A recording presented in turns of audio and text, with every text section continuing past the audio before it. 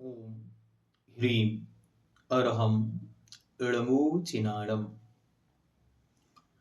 महान आचार शास्त्र प्रवीण आचार्य देव गुरुवर श्री गिद्ध उमा स्वामी देव विरचित ग्रंथराज तत्वार्थ सूत्र अध्याय 7 सूत्र नंबर 23। अब यहां से पूज्यवर अतिचारों को प्रारंभ करते हैं। अतिचार का सामान्य अर्थ क्या है? तो अतिचार का अर्थ होता है व्रतों में दोषों का लगना। व्रत में जो दोष लगते हैं उन्हें कहते हैं अतिचार। और उन अतिचारों को जो नहीं लगाते हैं वे अपने व्रतों को निर्दोष बनाते हैं। तो व्रत निर्दोष बने इसके लिए पूज्यवर क्रमशः एक एक सूत्र के माध्यम से 5-5 अतिचारों का वर्णन कर रहे हैं। सबसे पहले सम्यक दर्शन के 5 अतिचार, फिर क्रमशः 12 व्रतों के अतिचार और अंत में संलेखना के अतिचार। इस प्रकार टोटल 70 अतिचारों का वर्णन पूज्यवर आचार्यवर श्री उमा स्वामी देव करेंगे। आइए हम प्रारंभ करते हैं। सम्यक दर्शन के 5 अतिचार। सूत्र नंबर 23। शंका, कांक्षा, विचिकित्सान्य, दृष्टि, प्रशंसा, संस्तवः, सम्यक दृष्टि, रतिचारः। शंका, कांक्षा, विचिकित्सा, अन्न, दृष्टि, प्रशंसा और दूसरा शब्द बनेगा अन्न, दृष्टि, संस्तवः। ये पांचों सम्यक दृष्टि रतिचारः अर्थात सम्यक दृष्टि के अथवा सम्यक दर्शन के अतिचारः अतिचार हैं। सबसे पहले अतिचार क्या है? तो अतिचार मतलब व्रत का एक देश भंग होना अथवा व्रत में दोष का लगना, यह अतिचार है। ठीक है। अब सबसे पहले सम्यक दर्शन, जो निर्दोष सम्यक दर्शन है, उस निर्दोष सम्यक दर्शन में भी 5 प्रकार के दोष संभव हैं। कौन कौन से? पहला, शंका, जिनेंद्र देव के द्वारा कहे गए तत्वों में संदेह करना, ये क्या है? शंका। दूसरा, कांक्षा, कांक्षा मतलब होती है इच्छा, तो इस लोक संबंधी अथवा परलोक संबंधी सांसारिक सुखों की चाह करना। विचिकित्सा, विचिकित्सा शब्द का अर्थ होता है घृणा। तो दीन, दरिद्री, दुखी जीवों से अथवा मलमूत्र आदि से अथवा रत्नात्रय से पवित्र दिगंबर मुनि के बाह से मलिन तन को देख करके घृणा करना, ग्लानि करना, इसका नाम विचिकित्सा है। अन्न दृष्टि, प्रशंसा, अन्न दृष्टि अर्थात मिथ्या दृष्टि, जो अरिहंत भगवान की दृष्टि से बाह हैं, उनके मत से बाहर हैं, उनका नाम है अन्न दृष्टि। ऐसे कुगुरु आदि। तो मिथ्या दृष्टियों के तप ज्ञान आदि के मन से अच्छा समझना, मन में उन्हें अच्छा मानना, इसका नाम है प्रशंसा। और दूसरा शब्द है अन्न दृष्टि संस्तवा। तो संस्तव मतलब होता है बोलना। तो मिथ्या दृष्टियों के ज्ञान तप आदि के वचनों से प्रशंसा करना। अच्छी तरह समझना। हम लोग प्रशंसा का मतलब समझते हैं बोलना, लेकिन यहाँ प्रशंसा का मतलब है मन में उन्हें अच्छा मानना, मन से अच्छा उन्हें समझना। और संस्था मतलब बोलना। तो 5 अतिचार: शंका अर्थात संदेह करना, कांक्षा संसार शरीर भोगों की इच्छा करना, विचिकित्सा घृणा करना, अन्य दृष्टि प्रशंसा अर्थात मन से मिथ्या दृष्टियों को अच्छा समझना और अन्य दृष्टि संतवा अर्थात मिथ्या दृष्टियों को वचनों से प्रशंसा करना। अब आगे आचार्य भगवान कह रहे हैं कि वे व्रत और शील, इन व्रत और शील में भी अतिचार लगते हैं। कितनी कितनी? तो कह रहे हैं सूत्र नंबर 24, व्रतशीलेषु पंच पंच यथाक्रमम। यथाक्रमम अर्थात क्रमशः, व्रतशीलेषु व्रत और शीलों में पंच पंच पांच पांच अतिचार होते हैं। सबसे पहले अहिंसाणु व्रत के अतिचार। सूत्र नंबर 25, बंध बदच्छेदाति भारारोपणान्य पान निरोधः। बंध वदच्छेदाति भारारोपणान्य पान निरोधः। पहला शब्द है बंध, दूसरा शब्द है बध, तीसरा शब्द है छेद, चौथा अति भारारोपण और पांचवा अन्न पान निरोध। ये पांच अतिचार अहिंसाणु व्रत के हैं। पहला बंध, बंध मतलब बांधना। किसी भी प्राणी को, जीव को, जानवर आदि को रस्सी, सांकल आदि से बांधना अथवा पिंजरी में डालना, इसका नाम भी बंध है। बध, बध मतलब, बध का सामान्य अर्थ होता है मारना, लेकिन यहाँ जान से मारने की बात नहीं है। यहाँ डंडा, चाबुक, बेंत, लकड़ी आदि से किसी को बहुत बुरी तरह मारना, उसे बध में लिया गया। छेद अर्थात, छेद मतलब होता है छेद करना, नाक, कान आदि अंगों को छेदना, घोड़े आदि के पैरों में कील ठोकना, गाय आदि के शरीर में विविध प्रकार के लोहे आदि की पहचान के हिसाब से उनके शरीर में ठोक देना, इसको बोलते हैं छेद। जलाकर उनके शरीर पर निशान बनाना, ये सब छेद के अंतर्गत आता। अति भारारोपण, अति भार आरोपण अर्थात जितनी उनकी सामर्थ्य है उससे अधिक बोझा उन पर ढोना, चाहे वो पशु हो अथवा नौकर, दासी, दास आदि भी हो, जितनी उनकी सामर्थ्य है उससे अधिक वजन उनसे ढोने को देना। तांगा है, रिक्शा है, उस पर अति मात्रा में टंग जाना, चढ़ जाना। और अंतिम अन्न पान निरोध अर्थात जो भोजन पानी का समय है उस समय पर उन्हें भोजन पानी नहीं देना।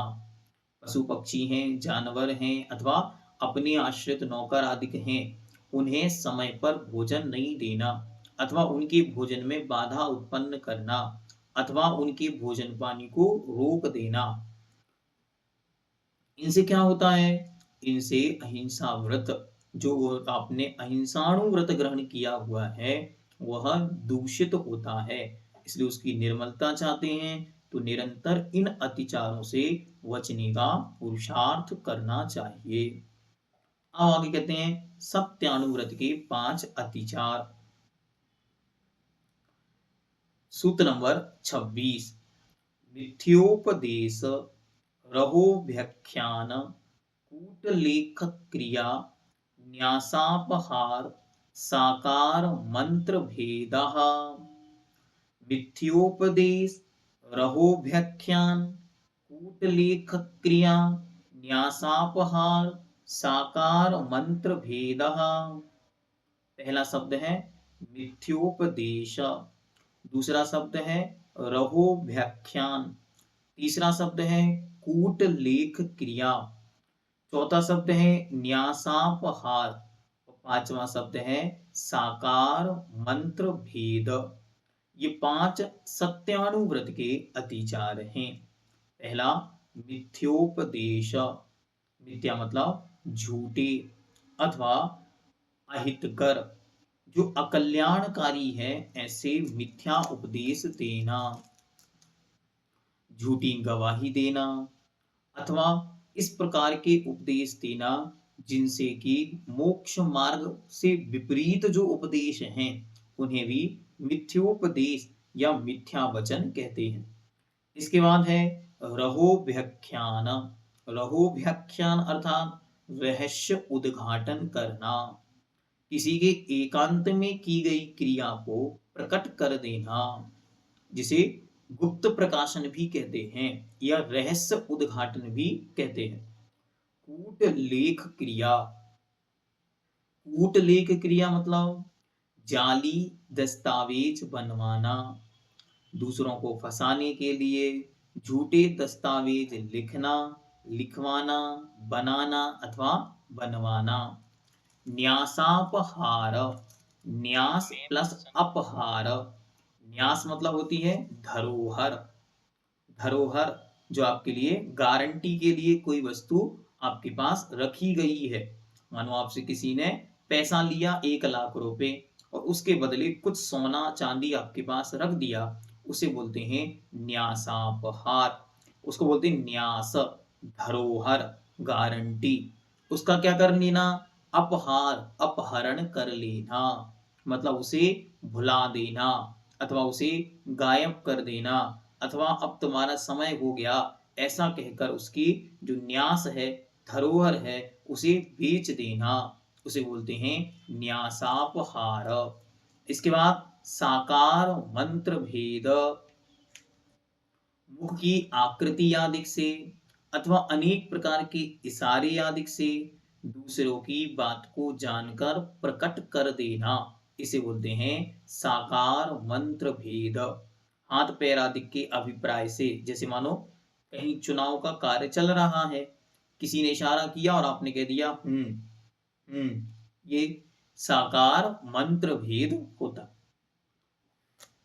इनसे क्या होगा? इनसे सत्यव्रत में दूषण लगेंगे। तो सत्यव्रत की निर्मलता यदि चाहते हैं तो इनसे बचने का पुरुषार्थ निरंतर होना चाहिए। इसके बाद कहते हैं अचौर्यानुव्रत के अतिचार। सूत्र नंबर 27। स्तेन प्रियो तदा ऋथादान विरुद्ध राजातिक्रम हीनादिक मानोन्मान प्रतिरूपक व्यवहारः। स्तेन प्रयोग तदा ऋतादान विरुद्ध राजातिक्रम हीनादिक मानोन्मान प्रतिरूपक व्यवहारः। पहला शब्द है स्तेन प्रयोग, दूसरा शब्द है तत आहृत दान, तदा हृतः दान, तीसरा विरुद्ध राजातिक्रम, चौथा हीनादिक मानोन्मान, पांचवा प्रतिरूपक व्यवहारा। ये पांचों अचौर्यानुव्रत के, चोरी नहीं करने रूप जो व्रत लिया हुआ है उसके दोष हैं। पहला स्तेन प्रयोग अर्थात किसी को चोरी करने के लिए प्रेरित करना अथवा चोरी का मार्ग बताना अथवा चोरी की सलाह देना या दूसरों के द्वारा प्रेरणा दिलवाकर चोरी करना अथवा चोरी करते हुए की अनुमोदना करना। फिर दूसरा तदा अर्हता दान। तदा अर्हता दान अर्थात चोर के द्वारा लाए हुए माल को खरीद लेना, चोरी का माल। जैसे चोर बाजार में कोई भी वस्तु कैसे मिल रही है? जो उसका दाम है उस दाम से कम मात्रा में मिल रही है, तो स्पष्ट रूप से समझ में आ रहा है कि इसमें कुछ ना कुछ गड़बड़ी है, लेकिन फिर भी मुनाफे की दृष्टि से उसे खरीद लेना। इसके बाद विरुद्ध राजातिक्रम, राजा की आज्ञा के विरुद्ध चलना अर्थात राज्य के नियमों का उल्लंघन करना। जो सरकार के द्वारा नियम बनाए गए हैं, व्यवस्था बनाई गई है, उनका उल्लंघन करना। आयकर, tax, income tax, sale tax आदि का प्रयोग भुगतान नहीं करना। हीनादिक मानून मान, लेते समय और देते समय दोनों के कांटों में बाट तराजुओं में अंतर रखना, ये कहलाता है हीन। मान और अधिक उन्मान, लेने के बाट अलग, देने के बाट अलग, इस प्रकार से करना। इसके बाद प्रतिरूपक व्यवहारा, बहुमूल्य कीमती वस्तु में अल्प मूल्य की वस्तु को मिलाकर असली के भाव में बेचना। जैसे खसखस में राजगिर मिलाकर बेचना और काली मिर्ची में पपीते के बीज मिलाकर बेचना। देखने में दोनों एक से हैं, लेकिन दोनों की कीमत में जमीन आसमान का फर्क है। ऐसे ही प्रयोग को बोलते हैं प्रतिरूपक व्यवहार। ये आचौर्यानुव्रत के दोष हुए। अब आगे कहते हैं ब्रह्मचर्यानुव्रत। जो ब्रह्मचर्य का अनुव्रत, जिसे स्वदार संतोष व्रत भी कहते हैं, वह जो धारण किया है उसमें किस प्रकार के दोष लग सकते हैं, तो उन्हें सूत्र नंबर 28 में कहते हैं। पर विवाह कर्णत्वरिका परिग्रहीता परिग्रहीता गमनानंग कीड़ा काम तीव्राभिनिवेशः। पर विवाह कर्णत्वरिका परिग्रहीता परिग्रहीता गमनानंग कीड़ा काम तीव्राभिनिवेशः।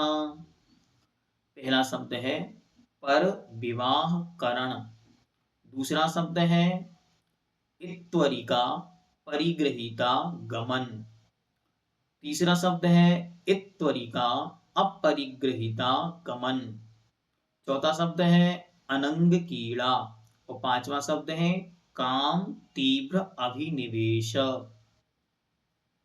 पहला शब्द है पर विवाह करण, दूसरों के पुत्र पुत्री आदि का विवाह करना, करवाना। हाँ, एक कुंडली हमेशा अपने पर्स में लेकर घूमना, जहां मौका मिले वहां प्रयोग कर लेना। व्रतियों को इस कार्य से बचना चाहिए। अव्रती है तो हाँ, योग्य लगे तब कार्य करना ठीक है, वरना बचने का पुरुषार्थ करना। अगला शब्द है इत्वरिका परिग्रहीता गमन या परिग्रहीता इत्वरिका गमन। दोनों प्रकार से प्रयोग बनते हैं, लेकिन अगर हम सूत्र के क्रम से देखें तो पहले शब्द इत्वरिका है, फिर परिग्रहीता है, फिर गमन है, तो उस क्रम से भी हम लगा सकते। तो इत्वरिका का अर्थ होता है विविचारणी स्त्री, जिसका आचरण ठीक नहीं है, ऐसी स्त्री को बोलते हैं इत्वरिका।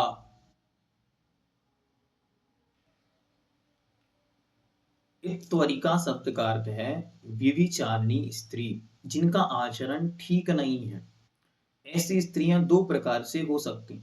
एक तो परिगृहीत, परिगृहीत मतलब जिसका विवाह हो चुका है, पति से सहत जो है, ऐसी विविचारणी स्त्रियों के यहाँ आना जाना, उनसे लेन देन रखना या उनके प्रति राग भाव रखना, राग भाव पूर्वक उनसे बातचीत करना, ये इत्वरिका परिगृहीता गमन है। ठीक। दूसरा है अपरिगृहीता। अपरिगृहीता मतलब जिसका पति नहीं है। वो अनेक प्रकार की हो सकती है। पति की डेथ हो गई हो, अथवा जिसने विवाह ही ना किया हो, अथवा जो अभी अविवाहित है, अथवा जो पति तृप्ता है, विधवा है, इस प्रकार की जो स्त्री है, अथवा जो वेश्या है, इस प्रकार की स्त्रियां जो अविविचारिणी, जो विभिचारिणी हैं, अर्थात जिनका आचरण ठीक नहीं है, उनके यहाँ लेन देन करना, उनके साथ व्यवहार करना, उनके पास आना जाना, ये कहलाता है अपरिगृहीता इत्वरिका गमन। अनंग कीड़ा, काम सेवन के जो निश्चित अंग हैं, उन अंगों को छोड़ करके अन्य अंगों से काम सेवन करना। तीव्र काम तीव्र अभिनिवेश, अर्थात काम सेवन की तीव्र अभिलाषा करना। ये पशुवत आचरण में प्रवृत्ति में डूब जाना और यह भूल जाना कि वास्तविक आचरण क्यों और किस लिए किया जाता है, इस प्रकार की जो परिणति है, किसके साथ कब कैसे करना है, ये भी बोध जिनके नहीं है वो कहलाती हैं एक प्रकार से काम तीव्राभिनिवेश। अगला, परिग्रह परमाणु व्रत। अब परिग्रह परिमाण जो अनुव्रत है उसमें लगने वाले अतिचार। सूत्र नंबर 29, क्षेत्र, वास्तु, हिरण्य, स्वर्ण, धन, धान्य, दासी, दास, कुप्प, प्रमाणातिक्रमः। क्षेत्र, वास्तु एक शब्द लिखें और उसके साथ लिख दें प्रमाण अतिक्रम। दूसरा शब्द हिरण्य, स्वर्ण, प्रमाण अतिक्रम। इसके बाद धन, धान्य, प्रमाण अतिक्रम। इसके बाद दासी, दास, प्रमाण अतिक्रम। और कुप्प, प्रमाण अतिक्रम। और इसके साथ एक शब्द और अन्य टीका ग्रंथों के आधार से हम जोड़ते हैं कुप्प के साथ भांड। तो कुप्प, भांड, प्रमाण अतिक्रम। ठीक है, अब क्रमशः इन एक एक शब्द को देखते हैं। पहला शब्द है प्रमाण अतिक्रम। प्रमाण मतलब इनकी मर्यादा। तो परिग्रह परमाणु व्रत के अंतर्गत इनकी मर्यादा की गई थी कि मैं कितना कितना इनका प्रयोग करूंगा, और उसका अतिक्रम कर देना अर्थात उस मर्यादा का उल्लंघन करना। ठीक, तो सबसे पहले कह रहे हैं क्षेत्र। क्षेत्र क्या है? क्षेत्र मतलब है जिसमें धन धान्य आदि की उत्पत्ति होती है, जिसे हम कहते हैं खेत, उसी का नाम है क्षेत्र। वास्तु, वास्तु मतलब मकान, घर, दुकान। तो इनका जो हमने प्रमाण किया था, इनका उल्लंघन करना। इसके बाद धन, धन मतलब होता है क्या? गाय, घोड़ा, हाथी, बैल, पशु जो होते हैं, पशुधन ही धन होता है। फिर धान्य, गेहूं, चना, दाल, चावल आदि जो है सब धान्य है, इनके प्रमाण का उल्लंघन करना। इसके बाद दास, दास मतलब नौकर, दासी मतलब नौकरानी, इनका उल्लंघन करना। हिरण्य, हिरण्य मतलब चांदी, स्वर्ण मतलब सोना, यहाँ रुपया, पैसा, पीतल, तांबा आदि सब कुछ इनके अंदर ले लेना चाहिए, इनके प्रमाण का उल्लंघन करना। इसके बाद कुप्प, कुप्प मतलब वस्त्र, और भांड मतलब बर्तन, इनका जो प्रमाण किया था इनका उल्लंघन करना। तो इस प्रकार जो आपने इन 10 प्रकार की वस्तुओं संबंधी परिमाण, परिग्रह, परमाण, परमाण अनुव्रत के अंदर किया था, उसका अब जो उल्लंघन हुआ है वह उसका दोष कहलाता है। उससे बचने से वह व्रत निर्दोष बनेगा। इस प्रकार यह 5 प्रकार के जो अनुव्रत हैं उनके 25 अतिचार यहाँ पर पूर्ण हुए। क्रमशः अच्छी तरह इनको हमें याद रखना है और इनसे बचना है, क्योंकि पूज्य गुरुदेव ने मंत्र दिया है, उन्हें भी जानो जिनसे बचना है पग पग पे। तो इनसे बचना है, इसलिए इन्हें अच्छी तरह जानना है और इनसे अपनी आत्मा की सुरक्षा करनी है। अब क्रमशः गुण व्रत के अतिचार। तो सबसे पहले दिग्व्रत के अतिचार। दिग्व्रत के अतिचार, सूत्र नंबर 30, ऊर्ध्वाधस्त्रेय व्यतिक्रम क्षेत्र वृद्धि स्मृत्यंतरा धानानि। पहला शब्द है ऊर्ध्व व्यतिक्रम, दूसरा शब्द है अधो व्यतिक्रम, तीसरा शब्द है त्रियक व्यतिक्रम, चौथा शब्द है क्षेत्र वृद्धि, और पांचवा शब्द है स्मृत्य अंतरा, या फिर ऐसे पढ़े स्मृति अंतर आधानानि। स्मृत्य अंतराधान ऐसा शब्द बन जाएगा। पहला शब्द है ऊर्ध्व व्यतिक्रम। ऊर्ध्व मतलब ऊपर, तो जो आपने मर्यादा की थी उस मर्यादा के बाहर पर्वत आदि पर चढ़ने से जो ऊपर के क्रम में कि मैं इतनी ऊंचाई तक जाऊंगा, उसका व्यतिक्रम कर देना अर्थात उल्लंघन कर देना या उससे ऊपर चले जाना। अधोव्रतिक्रम, अधो मतलब नीचे, तो मर्यादा के बाहर कुएं आदि में उतरना, गुफा आदि में जाना, ये कहलाएगा अधोव्यतिक्रम। फिर त्रियग, त्रियग मतलब होता है तिरछा, इस प्रकार। तो जो इस प्रकार आपने आठों दिशाओं की मर्यादा की थी उनका उल्लंघन करना। इसके बाद क्षेत्र वृद्धि, लोभ के वश से की हुई मर्यादा के बाहर जाने का भाव करना अथवा चले जाना अथवा मर्यादा को बढ़ा लेना। जैसे आपने मर्यादा की हम इस दिशा में 500 किलोमीटर तक जाएंगे। अब 500 किलोमीटर पर आप पहुंच गए, लेकिन आपको जहां जाना था वो वहां से मात्र अब 2 किलोमीटर और बचा। अब आपको क्या लगेगा, अरे 500 तो आ ही गए हैं, 2 क्यों छोड़े। तो ऐसा करके उस क्षेत्र में वृद्धि कर लेना, ये कहलाती है क्षेत्र वृद्धि। और इसके बाद अंतिम है स्मृति अंतराधान, अर्थात स्मृति मतलब होता है स्मरण, बुद्धि, और उसमें अंतर्धान मतलब भूल जाना। जो मर्यादा की थी वो मर्यादा याद ही नहीं है कि हमने ऊपर कितनी मर्यादा की थी, नीचे कितनी मर्यादा की थी, त्रियग में कितनी मर्यादा की थी। ठीक है, एक बार पुनः इस सूत्र का उच्चारण देखें। ऊर्ध्वा धस त्रियग व्यतिक्रम क्षेत्र वृद्धि स्मृत्यंतरा राधानानि, स्मृत्य स्मृत्यांतरा धानानि, इस प्रकार इसको पढ़ना। अर्थ निकालेंगे तो स्मृत्यांतराधानानि शब्द जो है इसको अलग अलग कर देने पर पहला शब्द बनेगा स्मृति मतलब बुद्धि, और फिर उसके बाद आएगा अंतराधान मतलब भूल जाना। तो स्मृति से विस्मरण हो जाना, इसको बोलते हैं स्मृत्यंतराधान। आगे देशव्रत के अतिचार। देशव्रत क्या है, दिग्व्रत में आपने जीवन पर्यंत की 10 दिशाओं की मर्यादा की, अब उसमें भी प्रतिदिन की अथवा महीने 2 महीने आदि की मर्यादा करना। नंबर 31 आनयन प्रेष्य प्रियो शब्द रूपानुपात उद्गलक्षेपः। आनयन प्रेष्य प्रयोग शब्द रूपानुपात उद्गलक्षेपः। पहला शब्द है अनयन, दूसरा शब्द है प्रेष्य प्रयोग, तीसरा शब्द है शब्दानुपात, चौथा शब्द है रूपानुपात, और अंतिम शब्द है उद्गलक्षेप। ये 5 देशव्रत के अतिचार हैं।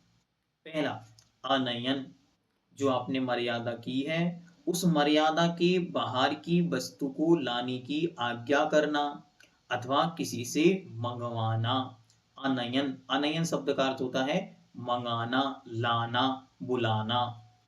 इसके बाद प्रेष्य प्रयोग, जो मर्यादित भूमि है या तो मर्यादित क्षेत्र है उसके बाहर नौकर आदि को भेजकर इच्छित वस्तु की सिद्धि कराना, कोई चीज वहां भेजना, इसको बोलते हैं प्रेष्य प्रयोग।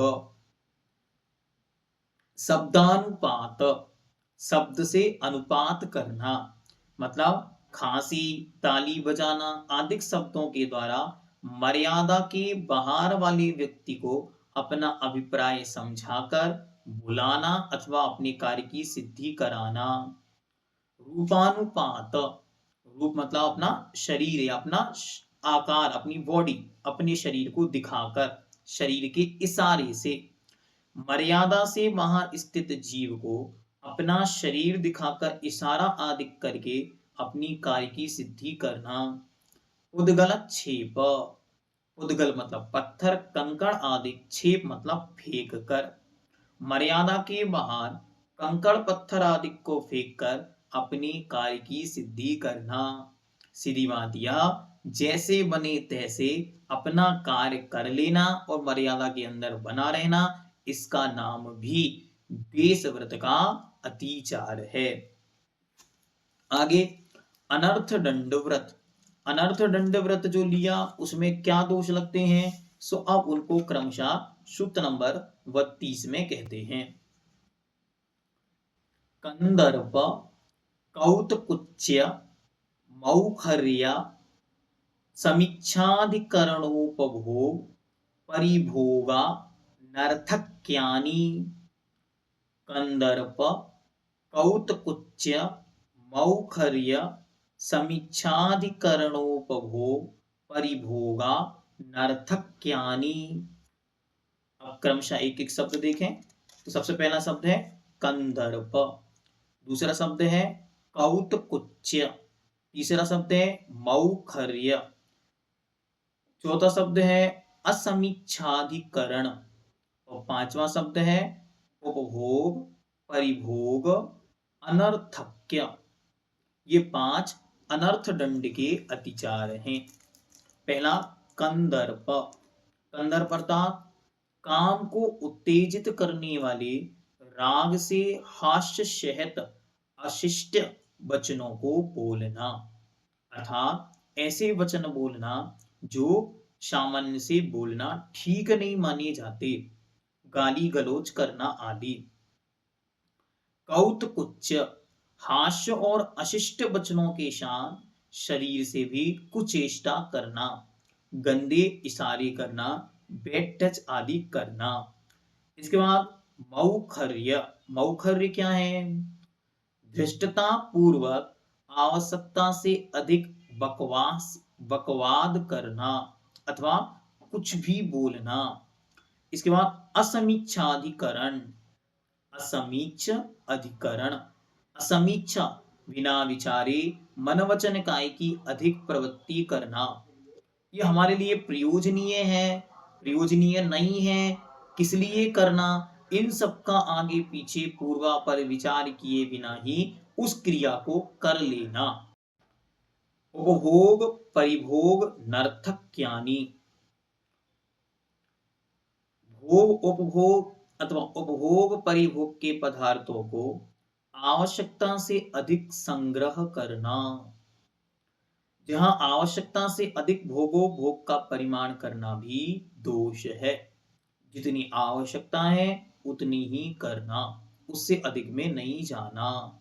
ठीक है, ये आपके यहाँ पर जो गुणव्रत हैं उन गुणव्रत के 3 भेद हैं, दिग्व्रत, देशव्रत, अनर्थदंड व्रत। उन प्रत्येक के 5-5 अतिचार यहाँ पर पूर्ण हुए। अब क्रमशः शिक्षा व्रत के अतिचारों को आगे आचार्य कहते हैं।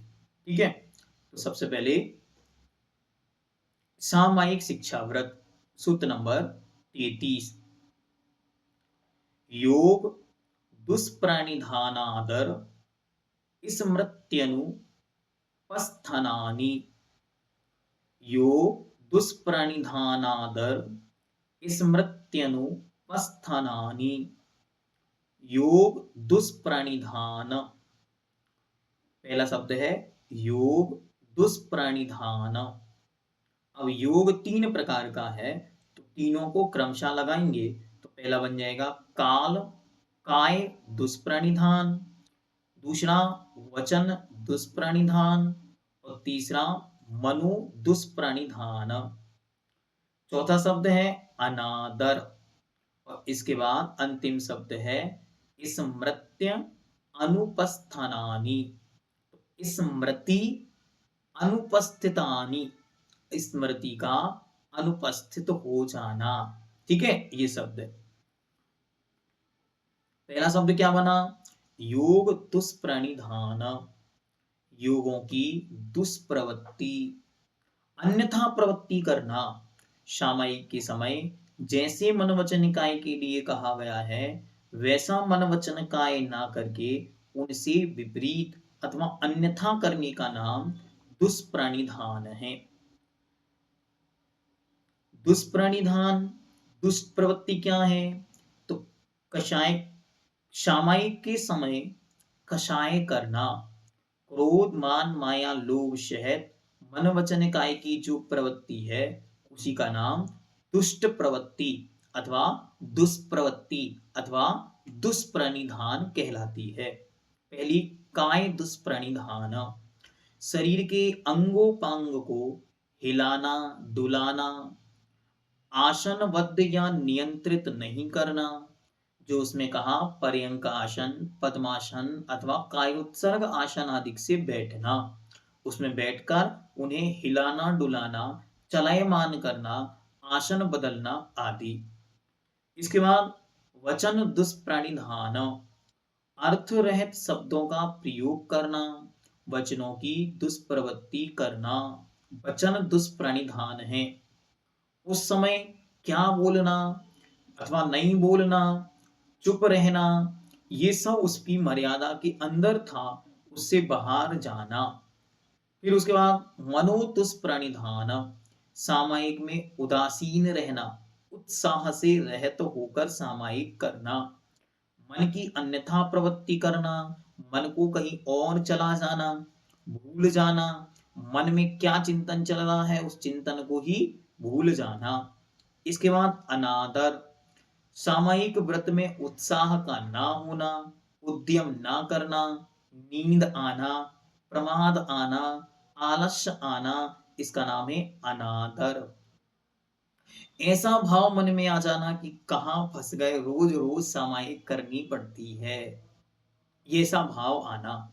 इसके बाद है स्मृति अनुपस्थान, अर्थात एकाग्रता के अभाव के कारण सामयिक पाठ आदि, सामयिक की क्रिया, मंत्र जाप आदि, आवर्त आदि करने का भूल जाना, यह है स्मृति अनुपस्थान, अर्थात स्मृति का ही गायब हो जाना। इस प्रकार ये सामयिक के 5 अतिचार हैं। इसके बाद कहते हैं अगला व्रत है प्रोषधोपवास, प्रोषद उपवास। इस प्रोषद उपवास शिक्षा व्रत के अतिचार बतलाते हैं। सूत्र नंबर 34 अप्रत्यवेक्षिता प्रमार्जोत्सर्गा गान संस्तरोपक्रमणानादर स्मृत्यनुपस्थानानि। पहला शब्द है अप्रतिवेक्षित, पहला शब्द। दूसरा शब्द है अप्रमार्जित, तीसरा शब्द है उत्सर्ग, चौथा शब्द है आदान, पांचवा शब्द है संस्तरोपक्रमण, अगला शब्द है अनादर, अगला शब्द है स्मृति और अगला शब्द है अनुपस्थान। ठीक है, ये क्रमशः शब्द हुए, इनको संधि करके तोड़ना होता है। अब इनको जोड़ना है, कैसे जोड़ेंगे? तो पहला शब्द हम बनाएंगे अप्रतिवेक्षित, अप्रमार्जित, उत्सर्ग, ये बन गया पहला शब्द। दूसरा शब्द बनेगा, पहला अतिचार, दूसरा अतिचार बनेगा अप्रतिवेक्षित, अप्रमार्जित, आदान। ठीक, तीसरा शब्द अप्रतिवेक्षित, अप्रमार्जित, संस्तर उपक्रमण, चौथा शब्द बनेगा अनादर और पांचवा शब्द बनेगा स्मृत्यनुपस्थान अथवा स्मृति अनुपस्थान। ठीक है, ये हमने पूरे शब्द आपके सामने ऑपरेशन कर दिए, ठीक है, जिससे आपको उनका अर्थ स्पष्ट हो जाए। पहला शब्द है अप्रत्यवेक्षित, अर्थात यहां जीव है या नहीं है इस प्रकार अच्छी तरह देखना, इसका नाम है प्रत्यवेक्षित, और नहीं देखना इसका नाम है अप्रत्यवेक्षित, अर्थात बिना देखे। दूसरा शब्द है अप्रमार्जित, प्रमार्जन क्या है? कोमल उपकरण, मृदु वस्त्र अथवा पिछी आदि से मार्जन करने का नाम प्रमार्जन है, और ऐसा नहीं करना इसका नाम है अप्रमार्जन।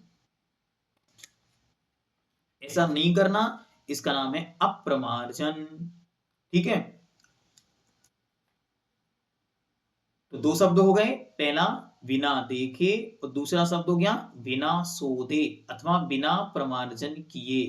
क्या करना? तो पहला अतिचार बना रहे हैं उत्सर्ग। उत्सर्ग मतलब होता है छोड़ना। जो वस्तु छोड़ने के बाद ग्रहण नहीं की जाती है उसका होता है उत्सर्ग।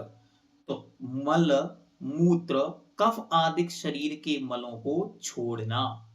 तो बिना देखे, बिना सोधे शरीर के मल मूत्र कफ आदि को छोड़ देना, ये पहला दोष है। बिना देखे, बिना सोधे, बिना प्रमार्जित भूमि में मलमूत्र आदि का त्याग करना, ये पहला अतिचार बना अप्रत्यवेक्षित अप्रमार्जित उत्सर्ग। दूसरा दूसरा क्या है? अप्रत्यवेक्षित अप्रमार्जित आदान। आदान मतलब होता है ग्रहण करना, लेना। तो अरिहंत पूजा, देव पूजा, आचार्य पूजा आदि के उपकरण, गंध, माला, धूप आदि को तथा अन्य भी जो सामग्रियां हैं उन्हें बिना सोधे, बिना देखे, बिना प्रमार्जन किए ले लेना, इसका नाम अप्रत्यवेक्षित अप्रमार्जित आदान है। बिना देखे, बिना सोधे वस्तु को ग्रहण करना। इसके बाद अगला अप्रत्यवेक्षित अप्रमार्जित अप्रमार्जित संस्तरोपक्रमण। संस्तर उपक्रमण, तो बिना देखे, बिना सोधे, बिना प्रमार्जन किए हुए जो आपके बैठने अथवा सोने के बिस्तर आदि हैं, उनको चटाई आदि के हैं, उनको बोलते हैं संस्तर। उन संस्तर का जो उपकरण अर्थात वस्तुएं हैं उनको बिना देखे, बिना सोधे, बिना प्रमार्जित किए उठाना, रखना अथवा उन पर सोना।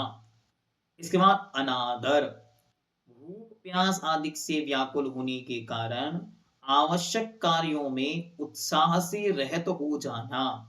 हाँ, उपवास है तो अब सामयिक में मन नहीं लग रहा है, स्वाध्याय में मन नहीं लग रहा है, भूख प्यास से व्याकुल हो रहा है, उसको बोलते हैं अनादर। और फिर स्मृति अनुपस्थान, बुद्धि का एब्सेंट हो जाना, मतलब करने योग्य आवश्यक कार्यों को भी भूल जाना। अगला है भोग परिभोग परिमाण व्रत। तो भोग उपभोग कहो अथवा उपभोग परिभोग कहो, इनके परिमाण में जो परिमाण किया है उसमें किस प्रकार से दोष लगते हैं तो बतला रहे हैं। सूत्र नंबर 35, सचित्त संबंध सम्मिश्राविषौ द्विपक्वाहारा। दुःपक्वाहारः, सचित्त संबंध सम्मिश्राविषौ दुःपक्वाहारः। इसमें आहार शब्द सबके साथ लगाना। पहला शब्द है सचित्त, तो सचित्त आहार। दूसरा सचित्त संबंध आहार। तीसरा सचित्त सम्मिश्र आहार। चौथा अविषव आहार। पांचवा द्विपक्व आहार। ठीक है, इस प्रकार इनकी टैली बिठानी है। पहला शब्द सचित्त संबंध आहार, दूसरा सचित्र सम्मिश्र आहार, तीसरा सचित्र, पहला सचित्त संबंध, पहला सचित्त आहार, दूसरा सचित्त संबंध, तीसरा सचित्त सम्मिश्र, फिर अविषम और फिर द्विपक्व आहार। अब एक एक शब्द को क्रमशः देखते। पहला सचित्त। सचित्त क्या होता है?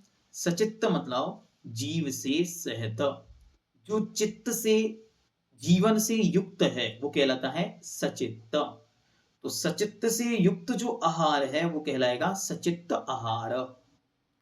तो सचित्त से चेतना सहित द्रव्य लिया जाता है, अर्थात चेतना सहित आहार को सचित्त आहार कहते हैं। जैसे अंकुर उत्पादन, जैसे चना है और उस चने में से अंकुर फूट गया, वो कहलाएगा सचित्त आहार। फिर सचित्त संबंध आहार, जो आहार स्वयं शुद्ध होते हुए भी सचित्त के संबंध मात्र से दूषित है उसे सचित्त संबंध आहार कहते हैं।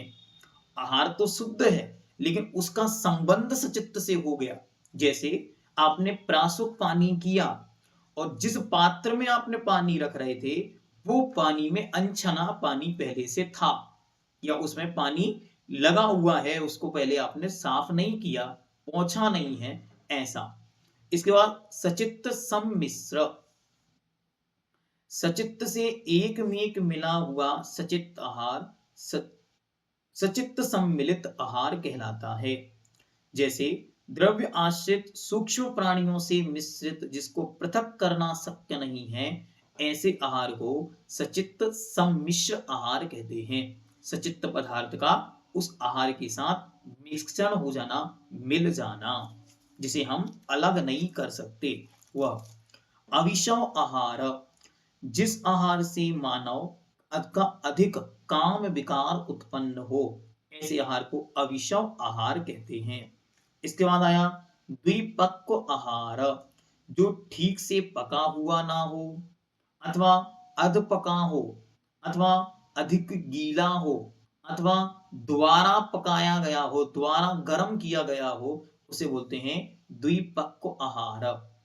बुरी तरह पका हुआ, अधिक पका हुआ, जला हुआ अथवा फिर से गर्म किया हुआ पदार्थ भी द्विपक्व आहार कहलाता है। इन सब से बचने का नाम यहाँ पर भोग परिभोग अथवा उपभोग परिभोग नामक परिमाण व्रत का अतिचार के अंतर्गत इनको रखा।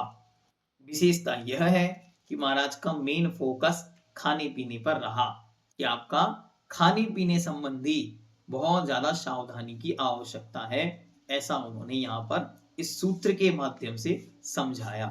ठीक है, अब आगे कहते हैं अतिथि संविभाग व्रत के अतिचार।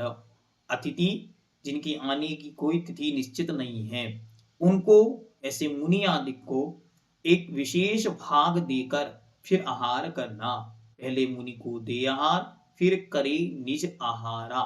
व्यवस्था तो यह है लेकिन उसमें कुछ गड़बड़ियां होती हैं। क्या होती हैं उनको यहाँ पे बतलाते। सूत्र नंबर 36, सचित्त निक्षेपापिधान पर व्यपदेश मात्सर्य कालातिक्रमः। सचित्त निक्षेपापिधान पर व्यपदेश मात्सर्य कालातिक्रमः।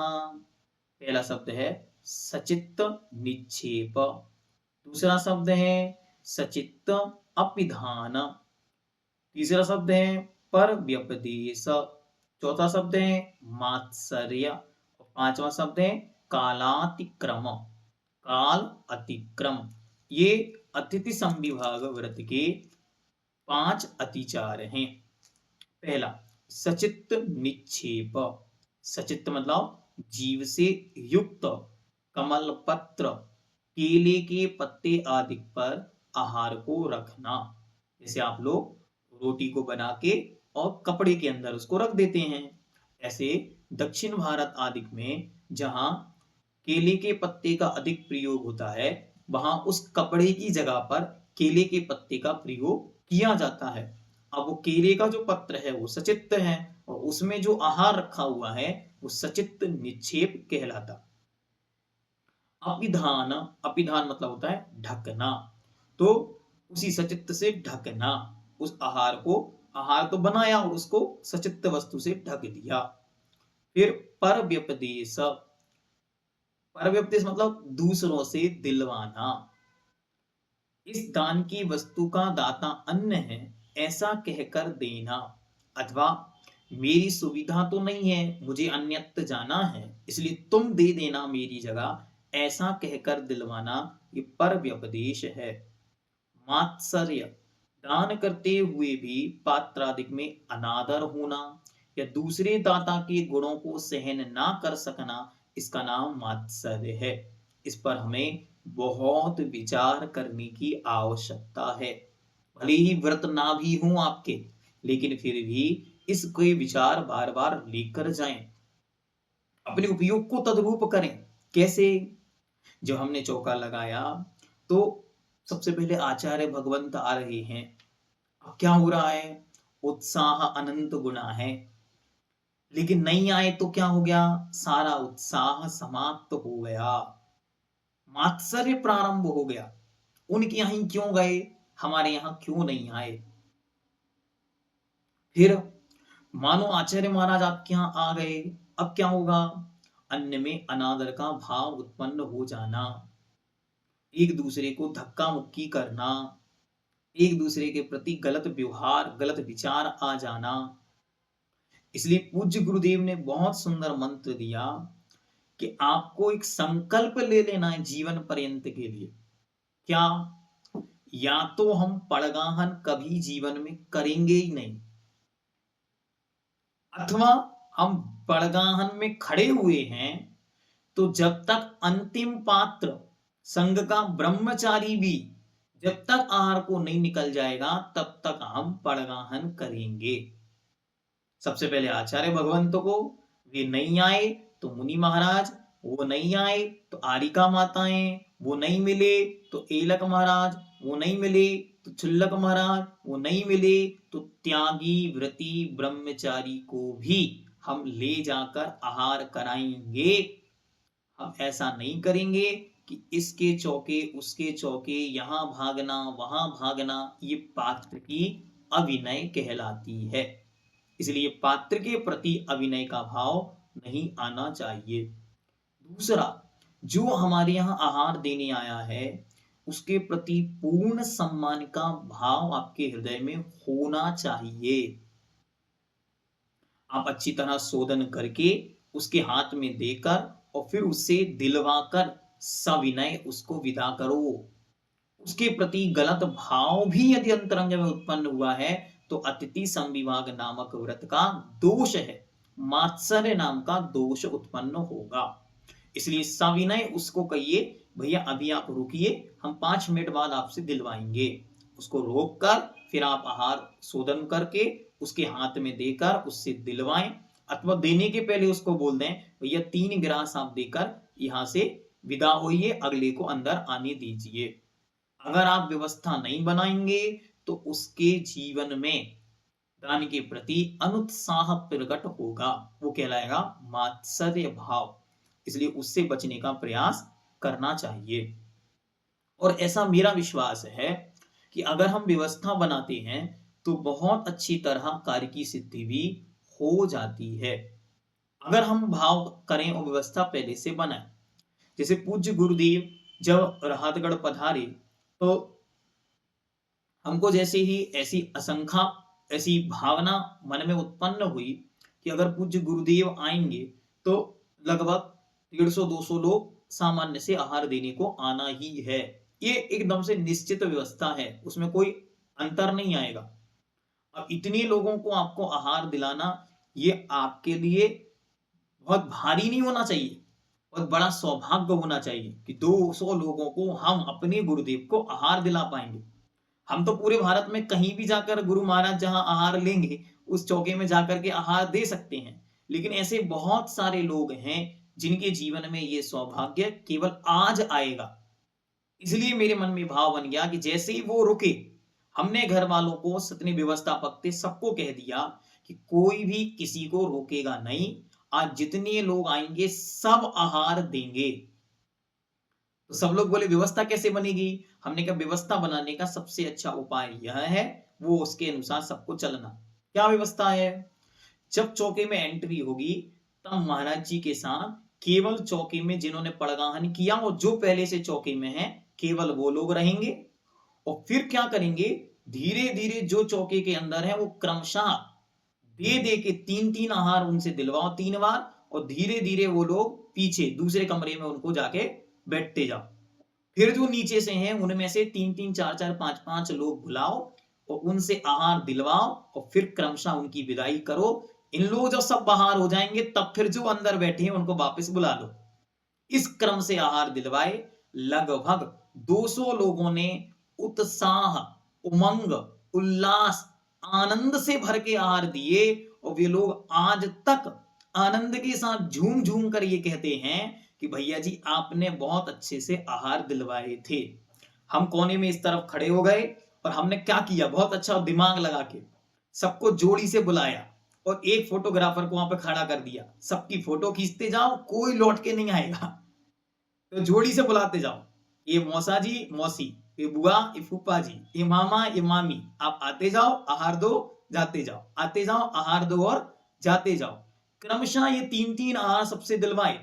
उसके बाद घर के परिवार के जो लोग थे वो एक कमरे में अंदर बैठते गए और बाकी लोग बाहर से आके आहार देते गए, देने वाले चले गए और बड़े आनंद के साथ महाराज का आहार हुआ। तो बहुत लोगों ने आहार दिया। उनमें से कितने ही लोग थे जिन्होंने पहली बार आहार दिया, कितने ही लोग थे जिन्होंने सम्मान पूर्वक आहार दिया। ये एक बहुत बड़ी बात उस समय वहां पर प्रैक्टिकल रूप में आई कि हमको सम्मान पूर्वक भी तो आहार मिले देने। वो धक्का मुक्की में, एक दूसरे में खींचा तानी में, वो उसको खींच रहा है, वो उसको खींच रहा है, उससे छीन रहा है, उसको पकड़ा रहा, बिल्कुल नहीं। अब शांति के साथ आहार की व्यवस्था वहां पर बनाई गई और वो बहुत सुंदर व्यवस्था बनी थी। तो हमारा भाव यही है कि जब कभी ऐसे सौभाग्य आपको मिलते हैं, गुरु महाराज आपके नगर में आते हैं, तो हमारा एक कर्तव्य है कि हम लोग नए लोगों को भी आहार देने के लिए बुलाएं। उनको कम मौका मिलेगा, लेकिन वे लोग आ रहे हैं तो हमें घबराहट नहीं होनी चाहिए, डर नहीं होना चाहिए। क्या होगा, कैसे व्यवस्था होगी, कौन मैनेज करेगा? कोई भी मैनेज करने वाला हो उस व्यक्ति को अच्छी तरह समझाएं। व्यवस्था यह है, हमारी चौकी से एक भी व्यक्ति खाली नहीं जाएगा, सबको आहार। मैं बोल रहा हूं वहां पे खड़े होके, महाराज जी भी सुन रहे हैं कि ये क्या बोल रहा है। कोई, मैं बार बार बोल रहा हूं, आप लोग जल्दबाजी नहीं करो, एक भी व्यक्ति बिना आहार दिए नहीं जाएगा, हम सबसे आहार दिलवाएंगे। तो सब एकदम निश्चिंत हो गए। उसके बाद एक एक को बुला बुला के एक साथ 5 लोग आए, एक बार चम्मच में भर के उन्हें कुछ दिया, उनसे दिलवाया, उनकी विदाई, अगले बुलाओ।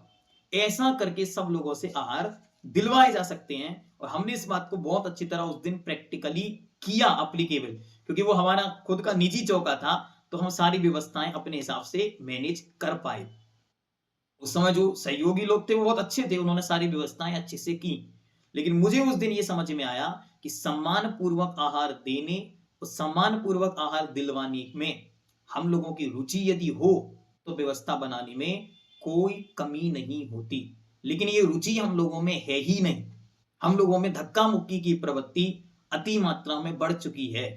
घुसपैठ या स्थिति में हम पहुंच जाते हैं। बस हमें देना है, सामने क्या होगा इसका विकल्प हमारे दिमाग से खत्म हो जाता। तो हम लोग बहुत अच्छी तरह इस कार्य को करें। हमने जो किया वो एक उदाहरण के रूप में आपके सामने रखा, जिससे आप लोग उसको अच्छी तरह से कर सकें। आगे, ओम। कालातिक्रम, काल मतलब समय, उसका अतिक्रम कर देना। जो भिक्षा का काल है उसको छोड़कर अकाल में देना। इस प्रकार यह अतिथि संविभाग व्रत के अतिचार हुए। इस प्रकार टोटल 12 व्रतों के 60 अतिचार पूरे हुए। अब आगे कहते हैं सल्लेखना के अतिचार। सूत्र नंबर 37, जीवित मरणाशंसा मित्रानुराग सुखानुबंध निदानानि। जीवित मरणाशंसा, अब इसमें जो आशंसा शब्द है ये दोनों में लगाना। तो पहले जीवित, जीविताशंसा, फिर मरणाशंसा, तीसरा मित्रानुराग, चौथा सुखानुबंध और पांचवा निदान। ये सल्लेखना व्रत के अतिचार हैं। पहला, जीवित अशंसा, जीने की इच्छा, सल्लेखना धारण करके जीने की चाह करना।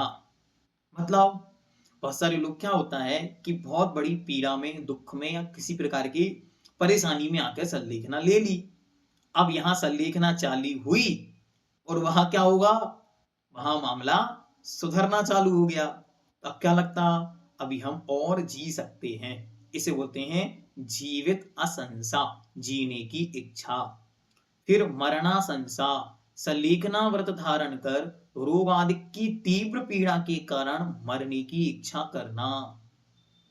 हाँ, जीने की हो न इच्छा, मरने की हो न वांछा।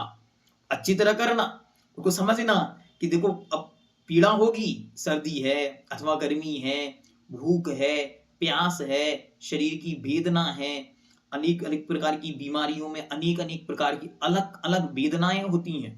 जैसी बीमारी उस तरीके की वेदना, जैसी ऋतु और जैसी शरीर की प्रकृति, तदनुसार वेदनाएं होती हैं। उन वेदनाओं में मरने का भाव नहीं होना। मित्र अनुराग, पूर्व में जो मित्र आदि के साथ घुमा घूमी की है, खेला खेली की है, अथवा कोई अन्य क्रियाएं की हैं, उनका स्मरण करना। सुखानुबंध, अर्थात अब आगे क्या होगा, अच्छी तरह पूर्व में जो सुख आदि भोगे हैं, उन सुख आदि का स्मरण करना। प्राय कर आप देखोगे तो बुजुर्ग लोग अपने बीते हुए जीवन के विषय में सुनाते हैं, वही यहाँ पर सुखानुबंध के रूप में जानना। हम ऐसे थे, अथवा ऐसा किए, वहां ये हुआ, वहां वह हुआ, इस प्रकार उनकी शादी में ये बना था, उनके यहाँ ये बना था। ये जो चर्चाएं हैं, ये जैसे जैसे बुढ़ापा आता है वैसे वैसे बढ़ने लगती हैं। तो आप लोग सावधानी के साथ उन चर्चाओं को बंद करें, अन्यथा मरण के समय भी याद आती हैं। फिर निदान, भोगाकांक्षा में जिसके कारण से चित्त नियम से दिया जाता है, वो निदान है। तो क्या मुझे इसका फल देवत्व मिले अथवा अनेक प्रकार का मिले, ऐसा भाव करना निदान है। इनसे भी बचना। आगे इस प्रकार टोटल 70 अतिचार यहाँ पर पूर्ण हुए। 5 सम्यक दर्शन के, 5 सम्यक दर्शन के, 5 अनुव्रतों के, 5 5 25, 7 शील व्रतों के, 5 5 35 और 5 सल्लेखना के, टोटल मिलाकर 70 अतिचार यहाँ पर पूर्ण हुए। अब अंतिम 2 सूत्रों में पूज्यवर दान के विषय में सामान्य से आपके सामने उनका लक्षण रख रहे हैं। दान का लक्षण, सूत्र नंबर 38, अनुग्रहार्थम शस्याति सर्गो दानम। अनुग्रहार्थम, अनुग्रह के लिए, स्वस्य अर्थात धन का, अतिसर्ग अर्थात त्याग करना, इस छोड़ना, इसका नाम दानम, दान है। अनुग्रह क्या है? स्वयं एवं दूसरों का उपकार ही अनुग्रह है। स्वपर उपकार का नाम ही अनुग्रह है।